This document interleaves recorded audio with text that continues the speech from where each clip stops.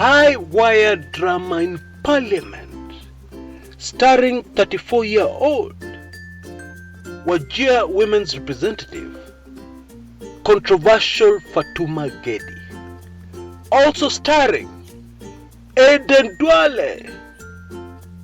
Also starring in a very major role, Speaker of the National Assembly, Justin Muturi, a principal of the Kenya Kwanza political grouping.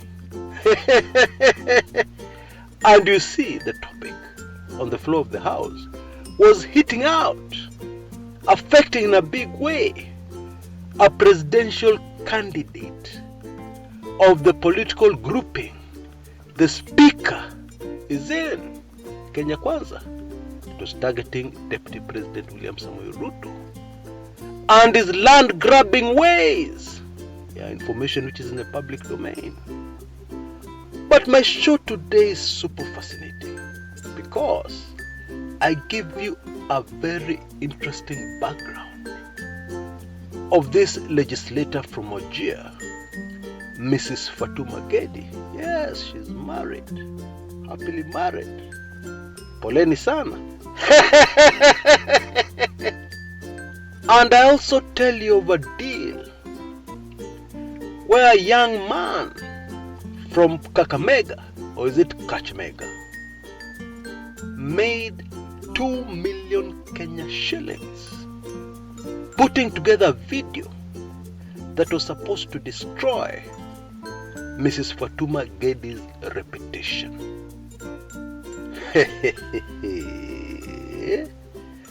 Of course, you expect when you come on this channel very detailed, deep, thoroughly researched analysis, which is exactly what you're getting from the show you're about to take in. But there's also another angle nobody has explored so far. Mrs. Gedi definitely received assistance to put together all those documents so quickly that she presented in Parliament, that she brought to Parliament in a heavy suitcase.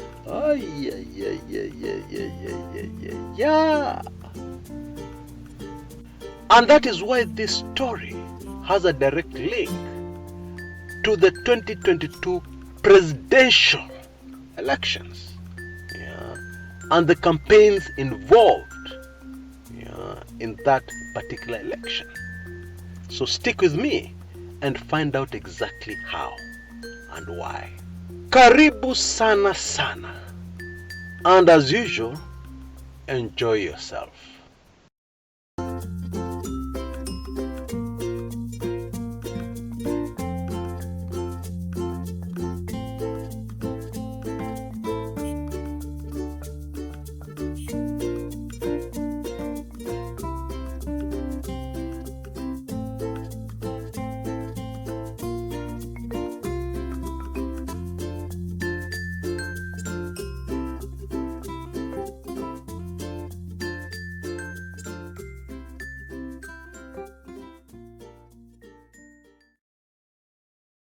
My friends, the Kenyan Parliament imewaka moto. And it's hardly surprising. We're going to a general election. Some members have been having a party after party, enjoying themselves, enjoying the perks, and the hefty remuneration that goes to a Kenyan member of Parliament. And now suddenly the general elections are here. So you can expect a lot of members who are quiet before to look for something to bring them out into national limelight, for voters to notice them and say, yes, kumbe we have somebody in Parliament, and so on. But the latest drama that has unfolded over the last 3 days or so in our Kenyan Parliament is a lot deeper than that. I have reason to believe that a member of Parliament, actually the Wajir women's representative, Fatuma Gedi, got assistance from Watu Wazito, yeah, to put together documents, yeah, within a very short space of time. Very detailed documents. Almost like somebody is presenting a case to the Supreme Court of Kenya. She definitely got assistance. And that tells you something, doesn't it? Of course it does. Yeah. One side of the political divide wants to fix Deputy President William Ruto. But let us start this saga right at the beginning. Because I realize, even so far, there may be some of us who have no idea what I'm talking about. Yeah. Now, Fatuma Gedi is a very controversial legislator. And let's go into a bit of background here so that we understand a little more about this legislator and why I'm calling her controversial. Okay? In 2018, a video emerged online that immediately went viral. It was a very explicit video, and it was claimed that it featured this women's rep with another man involved in ngono activities. Yeah, I think Kenyans understand what I'm talking about. I believe we're the first outlet to come out, yeah, and prove that that video was a fake. It was something which was edited, yeah, deliberately to soil the name of this young upcoming legislator. Especially considering that she hails from a part of the country that has the most conservative voters. Yeah, you can imagine. Now, days after I made that video, a few arrests were made, including one of a video editor, yeah, who hailed from Kakamega. Actually, this man must have fled back to his rural home, believing he was safe, yeah, when things got thick over this said video. And according to the DCI, they had evidence to prove that this young man was paid, wait for this one, $20,000 to edit and put together that video. Yeah. Of course, using somebody who really resembles the Wajir women's rep. My friends, hiyo ni mita mbili. 2 million Kenyan shillings. Hiyo ni pesa ama sio pesa? And by the way, this was not the first very bad thing, nasty thing, to happen to Honorable Fatuma Gedi. Because many bad things had happened to her, even before then. It was claimed in Parliament, sometime in 2017, that two legislators had dished out money, yeah, to kill a certain damning report, yeah, on a sugar scandal. And one of the people named was Fatuma Gedi. And evidence points to the fact that she was completely innocent. Yeah. And Gedi herself defended herself by saying something very interesting. She said that those who had put her name there to soil her image were people who they had had some personal misunderstandings with. She did not elaborate. Yeah, but this is a young girl. And therefore, by not elaborating, she allows the imagination of Kenyans to run wild. By the way, Fatuma Gedi was born in 1988. That makes her 33, 34 years old. That's young to be in politics. Very young.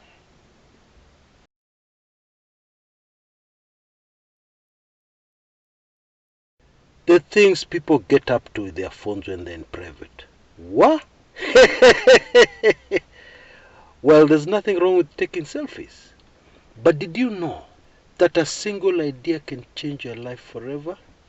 I know at least 2 people, regulars on this channel, who have had the experience of one idea lifting them from not knowing where the next meal is going to come from to very busy people. No kidding. I know at least 5 people, regulars on this channel, who have found an idea using their phones that has changed the direction of their businesses forever. From somebody who had a small castall somewhere in town, Nairobi CBD, to a guy who owns a serious business in some office in Upper Hill. One idea that they took in on their phone on this channel. I'm here to give you a heads up to make sure that you spare just a handful of minutes to take in the very brief video clip at the tail end of this video. Some of you have been very flattering. You have told me I've changed lives. Well, I'm hoping to change a few more lives for real with this clip. Right at the end of this video you're taking in, please find the time for this clip that has the real potential of changing your life. Now back to what I was saying. Thanks for your time. And then at another time, she was traveling for an important function back at her home county, Wajir. And she was heavily pregnant at the time. And her husband, yes, she's married, dropped her very early at Wilson Airport to catch a flight. Therefore, she was on time. But she was refused to board that aircraft. Orders from above. And in the end, she was forced, because this function appears to have been very important, she was forced to charter an aircraft, which cost her about $6,000, 600,000 Kenya shillings. And I can tell you for a fact that whoever was behind this frustration, meted out to the legislator, must have been a man. They were definitely men. Why? Because a woman who understands what women go through when they're pregnant would not do this to their worst enemy. But of course men are very casual. They don't understand some of these things. And I can go on and on and on and on. So the big question here is, who are the enemies of this female legislator? Well, put in one sentence, it is older politicians, especially in our region, who are not happy at the way she's impacting the lives of her people. And doing it very quickly, like there's no tomorrow. Because these old legislators prefer to take things slowly. The priority is that you get rich and then unafanya kidogo kidogo hapa na pale. But Fatuma Gedi is in a hurry to change the lives of our people. That is the main bone of contention. And of course, personal interests are hardly surprising, knowing Kenyan men. Because Fatuma Gedi is young, she's attractive. And members of parliament, if you have met them, you'll know exactly what I'm talking about. Most of them are not nice people. They are people with questionable characters. And guess who elected them? And guess who is going to elect them again on August 9th? Nakwambia hii Kenya. Sijui nani alitoroga. Anyway, now that we know a little more about this legislator, let us proceed very quickly to what happened 3 days ago. So she stands up to speak in parliament. And she happens to say that Deputy President William Ruto is a land grabber, a serial land grabber who does not even have pity on primary school children who may want to stand in his way of occupying land that he has grabbed. Now, of course, this is information which is in the public domain. And of course, you dear supporters will not agree. they will tell you, oh, Chris hates the deputy president. He has made up this information. Yeah. But for those of us who want to stick with the facts, this is information in the public domain. It is in numerous reports in the newspapers, in videos, in court cases, where the deputy president has been proved guilty and even fined and even contested the fine.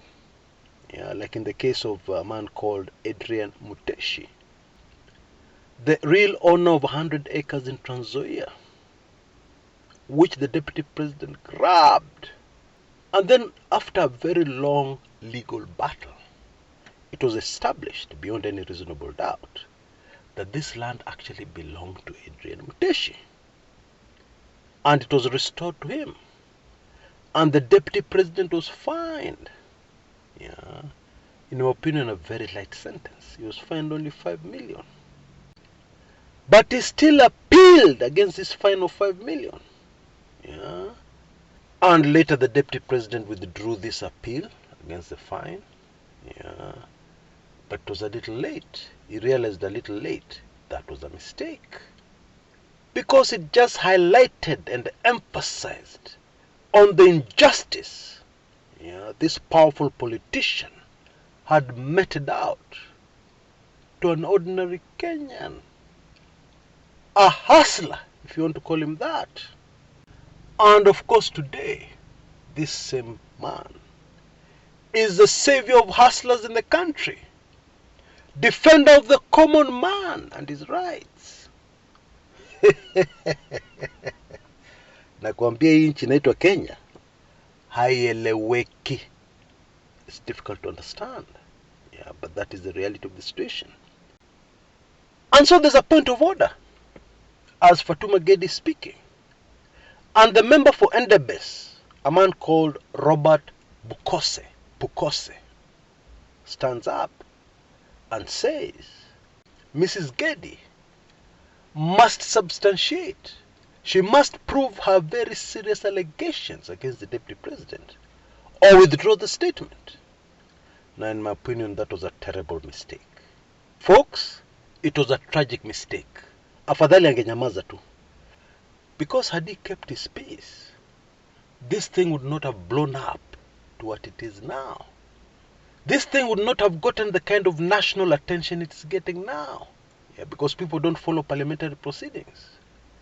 But actually, Bwana Bukose, who is in the UDA camp, a staunch supporter of Deputy President William Ruto, is the one who was responsible for dragging in the mud, if you like, the name of the UDA and Kenya Kwanza presidential candidate for the presidency of the Republic of Kenya.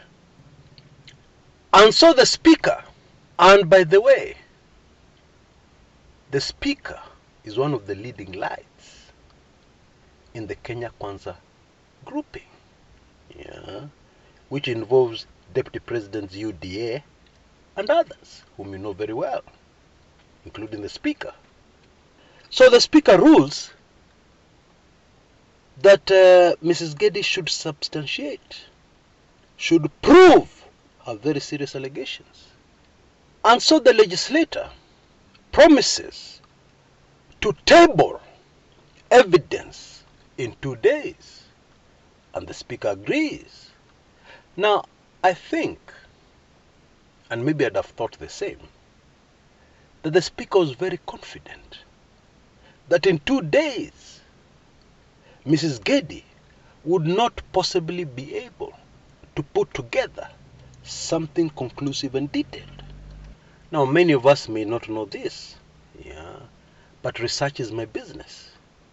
Doing that kind of research, yes, this information is in the public domain, but putting together all that information, and you're a member of parliament, you're of course busy, you have a lot of other things to do.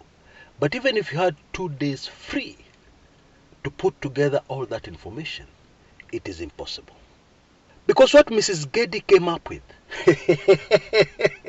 was enough to present in a court of law and win a case, let alone in parliament.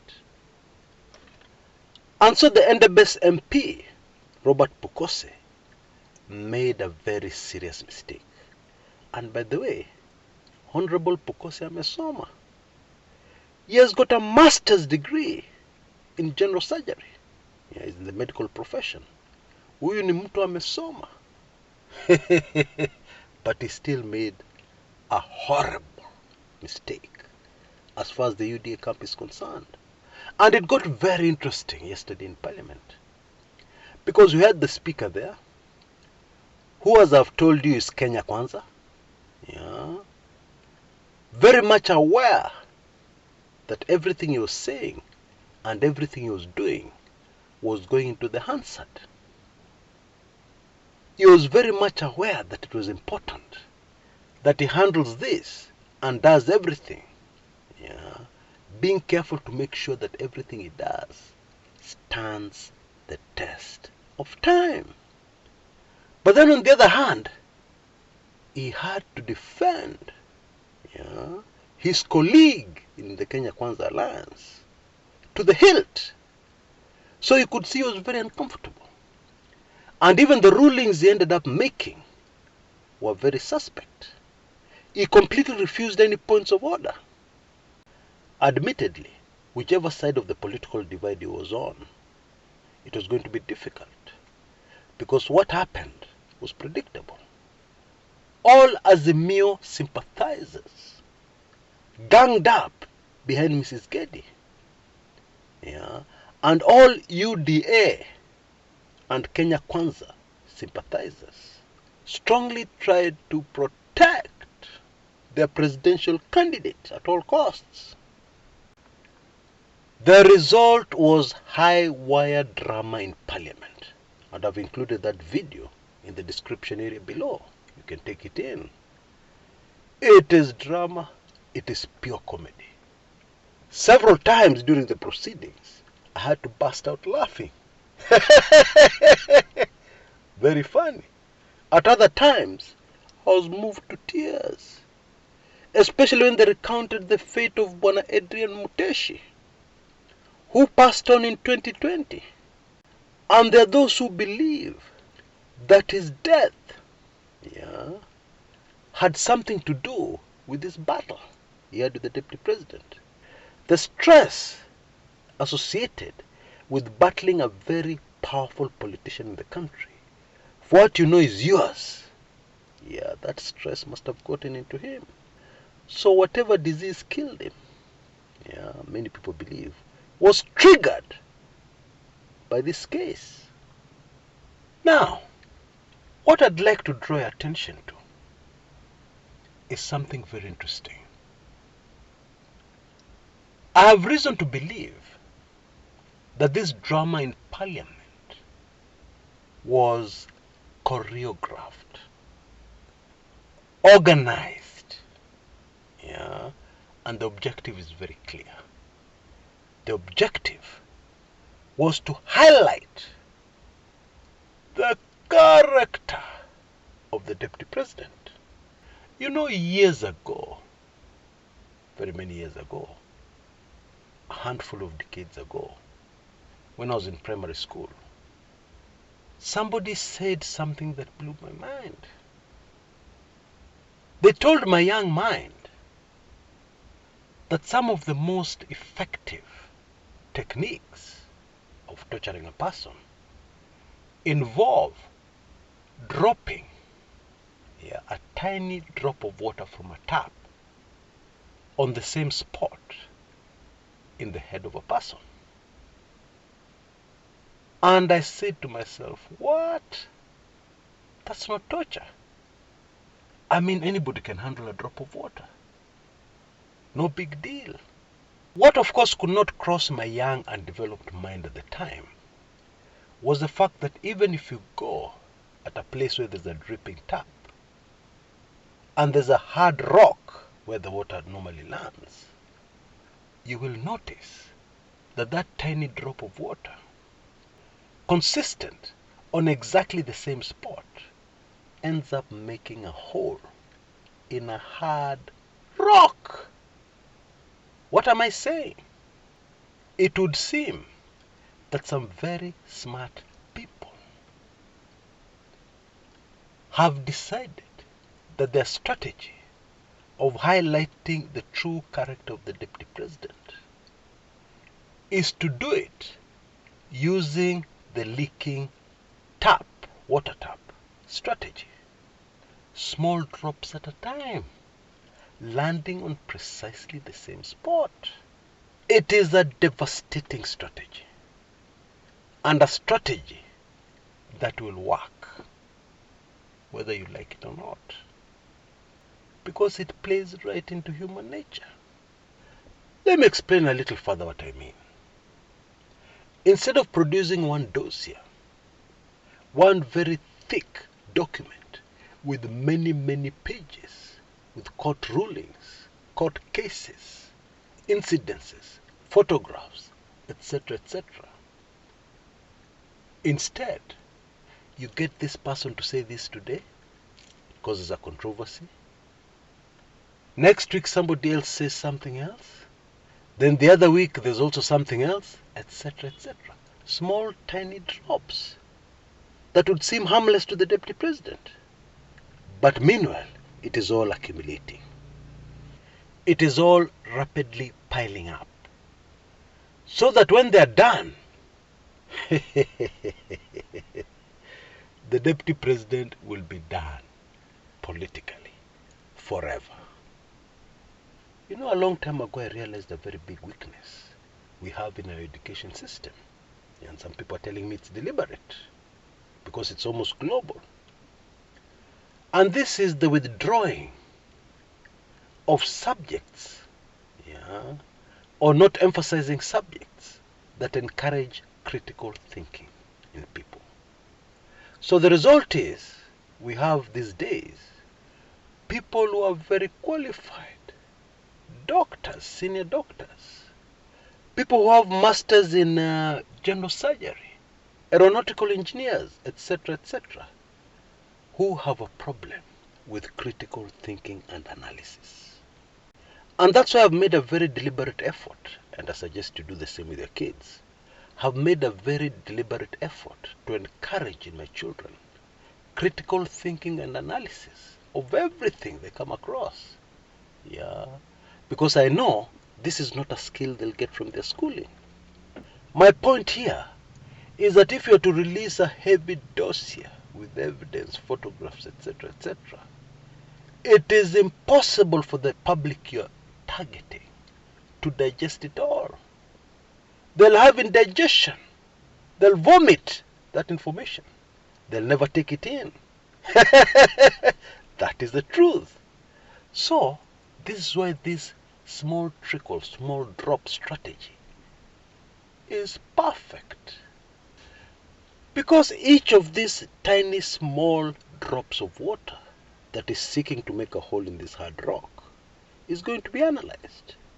People are already analyzing this latest Fatuma Gedi drama.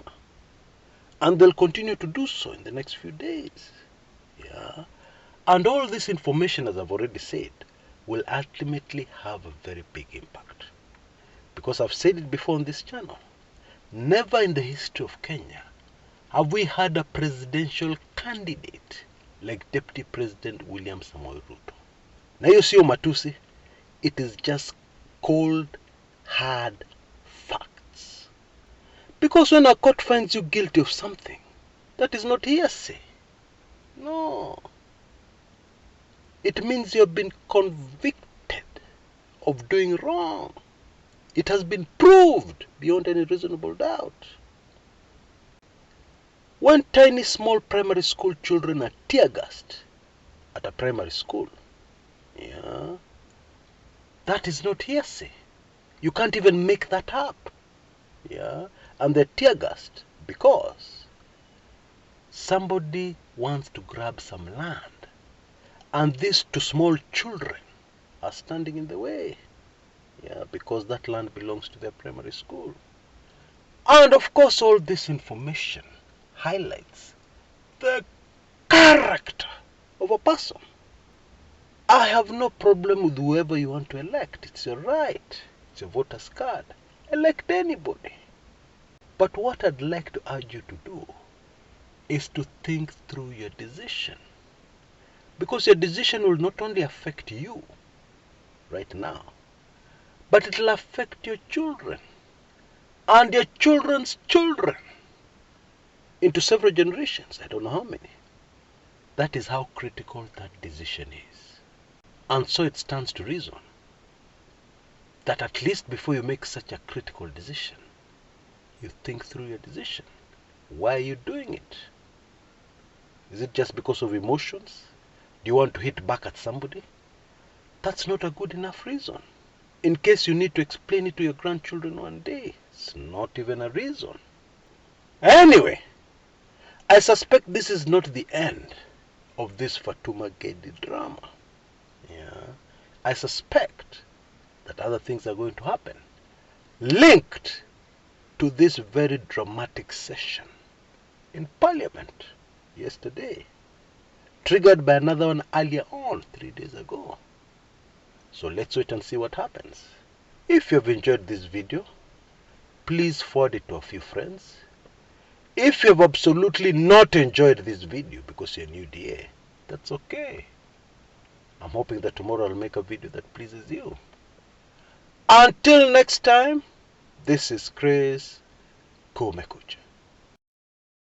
When God gives you a gift, it is not for you. It is not for your family. It is for other people. You're supposed to use your gift to change the lives of other people. And for those who seek happiness in this life, nothing will make a human being happier. Trust me, nothing in this world will make a human being happier than the knowledge that they have changed one person's life forever. Now I've been very fortunate to have been very gifted by God. And not only gifted, but also trained in the renowned University of Hard Knocks. The harsh university of this life. And I feel very privileged and very humbled to get to know all the time that I've changed many people's lives forever. I even know a couple of people who no longer come to this channel. Not because they hate me, but because they are busy these days. So busy that they hardly have time, but they've regained their dignity. They're putting food on the table. They're doing a lot of things, amazing things. And all thanks to some books I produced, which you can see on your screens right now, that changed their lives. Not only did they get that idea that changed everything, but they also got the skills to be able to sell without looking like they're selling. Because it's one thing to get a brilliant idea to make money, but it's quite another to do it practically and get people interested and get somebody to actually pay you real money for what it is you're offering. It is also one thing to have a business that is struggling, a business operating way below its true potential. That's one thing. And it's quite another to turn around that business so that it prospers. You have plenty of customers. My sincere hope in making this short clip is to influence and change the lives of many more Kenyans, because that is my mandate. That is what I was born to do. And I felt that this is the perfect time. Many people have been hit very hard by the COVID manenos. Life has become very difficult, almost unbearable for some. Some businesses that were making serious money before Corona are now struggling. Others have shut down completely. There is no better time for these two amazing titles have produced. 101 brilliant business ideas or money-making ideas that will thrive in the country called Kenya and well beyond, almost anywhere in the world. And how to get plenty of customers immediately, very quickly. For only $25, you can have both ebooks, life-changing ebooks. And for only $15, you can have only the ideas. Now you can see details on your screens right now. You will find full payment details in the description area below this video on YouTube. Go for it. I highly recommend it. And I have a suggestion. Maybe you're okay. You're doing okay. I would suggest that you get it for a friend. You get the books for a friend, a relative, or somebody you know who is having it very difficult right now. It'll help them. It'll change their lives. And you'll have helped me to touch one more life, to change one more life, because that is my mission. Asante sana.